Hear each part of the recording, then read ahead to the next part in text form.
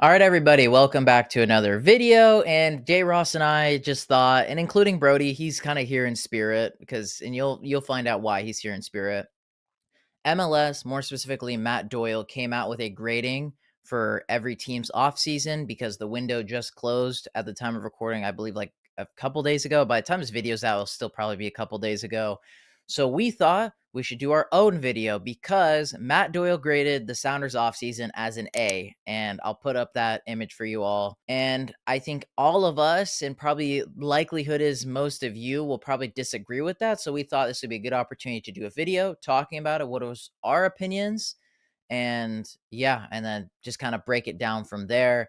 So each one of us will be giving a grade for each individual signing, and then as well we'll give a grade for kind of like the internal business, so like sales and renewals from the club, and then finally give our overall scores that none of ours, I'll already say that now, but you're gonna have to find out. You have to stick around to the end to find out what our grading was. So to get started, we're going to go in chronological order from each signing. First and foremost is Jesus Ferreira, and I gave him a B minus. I guess I'll speak always on Brody's behalf for his grading. He gave it a B plus, and then J Ross, what did you give it? I gave it a B. I felt like it was kind of one of those signings where I was definitely more excited for it, when it first happened, because he's definitely a proven MLS player, but we've kind of seen so far he hasn't really found his feet in Seattle yet. And my opinion's kind of shifted to where he's one of those signings where he passed, when you get the paper grade, you're like, all right, I did okay, but it's nothing to get too excited about. And it still has time to change. I still have some faith in Ferreira, but how he's played so far has definitely lowered my grade on the signing a little bit. I think for me, when it comes to Ferreira's, I don't think it again. I don't think it's a bad signing.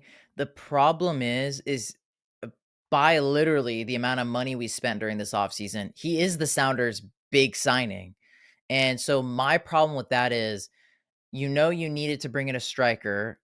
And in theory, by the sounds of it, based off of everyone you brought in, Ferreira's supposed to be that Rui Diaz replacement, but he's not per se a striker. We talked about this during the lives when it first broke out. Brody said the same thing. Will said the same thing. He's not a striker. So it's like, okay, maybe if you slot him to the 10, maybe then your goal is you don't want to renew Rusnak, but then you renew Rusnak and you're kind of in this situation where you're like, well, you're not really now putting him in the best position to be his best. Like we saw in the recent game, he played really well when Rusnak wasn't in the lineup. And then you're like, okay, well, some of your players play better when your highest paid player isn't there. Then what's the point of making that guy your highest paid player? So it's kind of like that conundrum. But as a player, yeah, Ferreira's good. The problem is I haven't seen a whole lot of consistencies from him.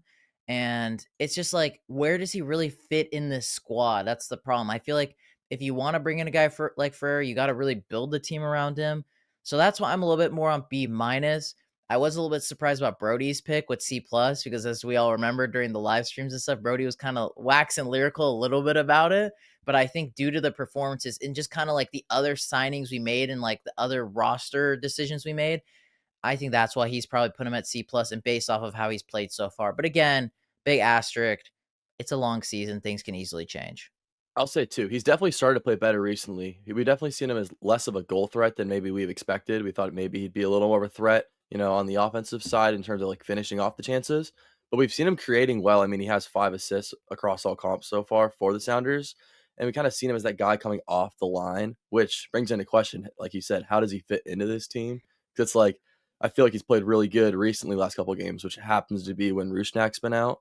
So it'll be interesting to see. We'll see his grade later on, but sort of how he fits into this team the rest of the season. Yeah, because if Ferreira keeps playing like this in the similar position Rusnak is, and what is he, like 6 years younger than Rusnak? It kind of makes you think, why did the Sounders have to go on all fours to renew Rusnak on the DP deal, make him the highest paid player? So it's just like, it's a bit of a conundrum you've kind of put yourself in. But in regards to Ferreira specifically, yeah. Next one is Paul Arriola. I've said it multiple times. I wasn't a fan of the signing. I thought it was kind of pointless. I thought it was kind of dumb. Obviously, he got injured. That's not his fault. But at the same time, in my point of view, you are running yourself that risk when you bring in a guy that is his age, has a long list of injury issues, already had an ACL tear. You're giving him a whole lot of minutes. Surprisingly, he got a lot of minutes to start the season, which I don't think it's a bad thing, but You're already running him dry right from the get-go, and he's now injured, and we kinda just, like, lost on a player. Who knows, maybe next year could he bounce back? But, like, after 2 ACL tears his age, it's not super likely. Either way, I gave it a C minus. Brody, prior to injury, gave him a B, and then J. Ross, what would you give that one? I have it listed down as a B minus. I'd probably have it with that low end B, high end B minus kind of range. Because for me, take out the part that he was hurt, because I feel like we can't really factor that in fully, because it was just unfortunate. But Arriola to me is one of those guys that like all the best MLS teams have, like a plug and play, can kind of throw him in anywhere. And he's the type of guy that had experience in CONCACAF, which when we signed him, that was clearly a competition we knew he was going to play in, given how many minutes he got in that competition. I just felt like he was one of those players that, like, isn't flashy. No one in the MLS really is like, "Oh, they signed Arriola."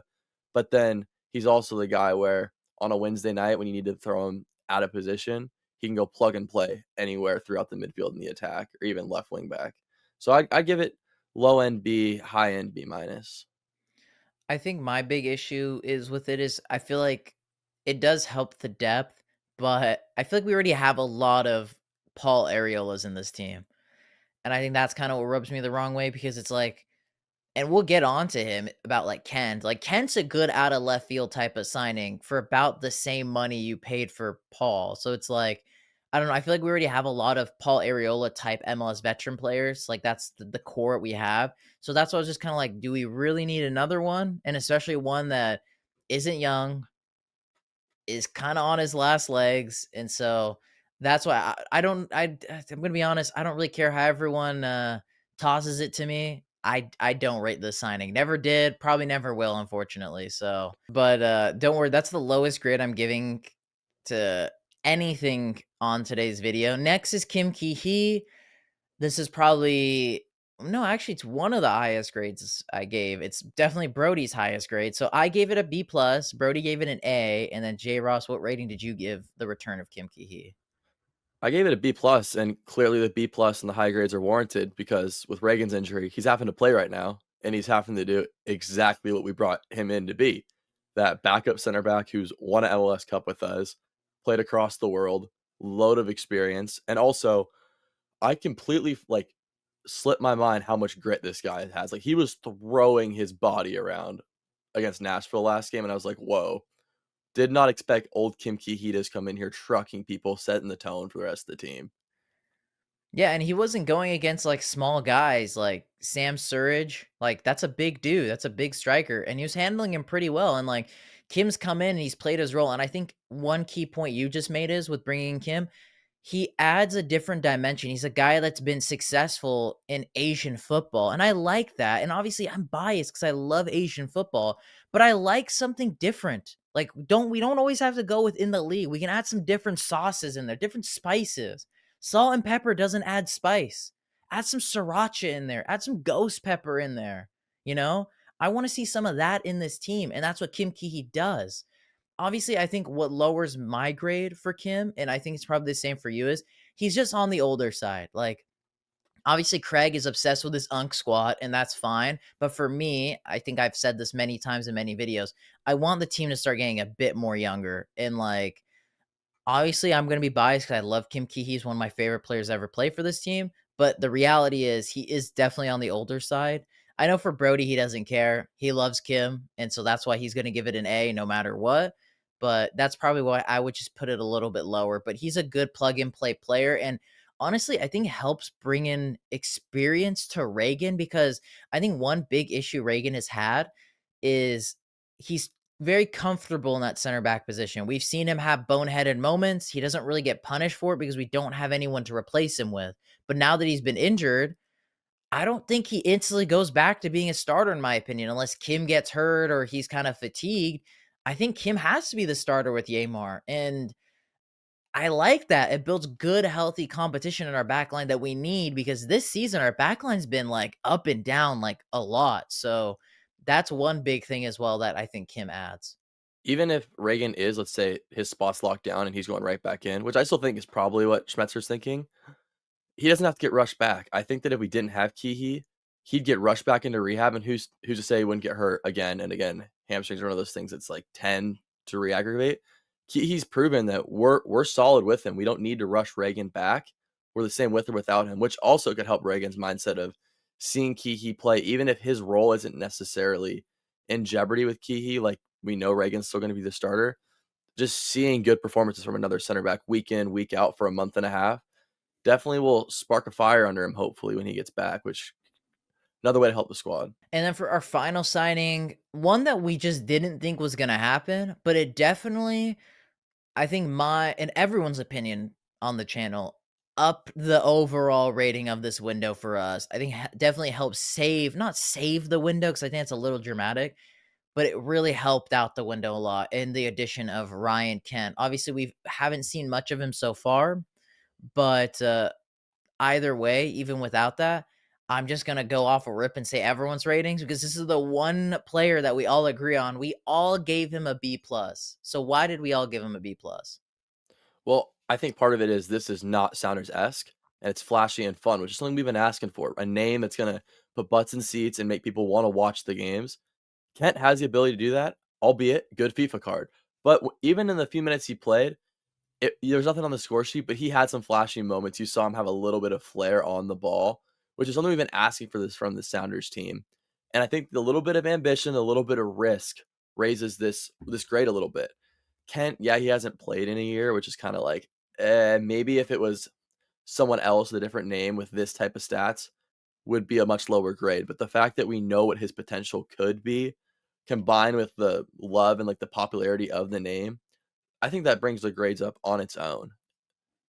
Yeah, I would say the only thing that doesn't put this as an A was the part that you brought up was because he hasn't played in so long. And it's kind of like, what kind of attitude will he have coming here? So far, things have been positive, so I'm not super concerned. But because of those factors, you can't give it 100% A slam dunk. There is going to be that small hesitancy, but a B plus is still like really good either way. And it definitely upped all of our ratings of the overall window. And so, the final piece before we give our overall ratings is kind of like the sales and renewals that we had as well, because that plays a part in it, which the two key ones being selling Josh Atencio to the Colorado Rapids for what, like 1.6 or whatever, essentially almost like the money we paid for Ferreira.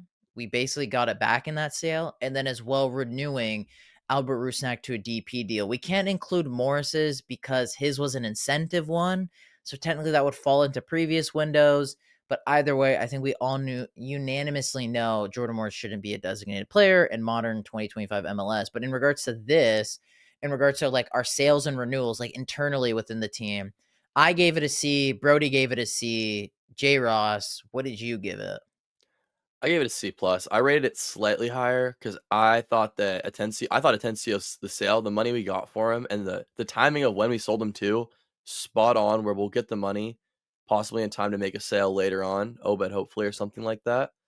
And I only had Rusnak in like that C range because to me, he felt like one of those players in the MLS where it's like, yeah, like he passes, but he's not like great, right? You're not happy with it, but he can get the job done on certain teams, but I think just the Sounders have a slightly higher standard than some of the lower feeding teams in the MLS, which kind of averaged out to a C plus for me overall. To add on to the Rusnak point, I think it also bums us all out because you see like teams like FC Dallas, FC Cincinnati within the league, within the league. This is a small sample size. You see Acosta, you see Evander, they were all available.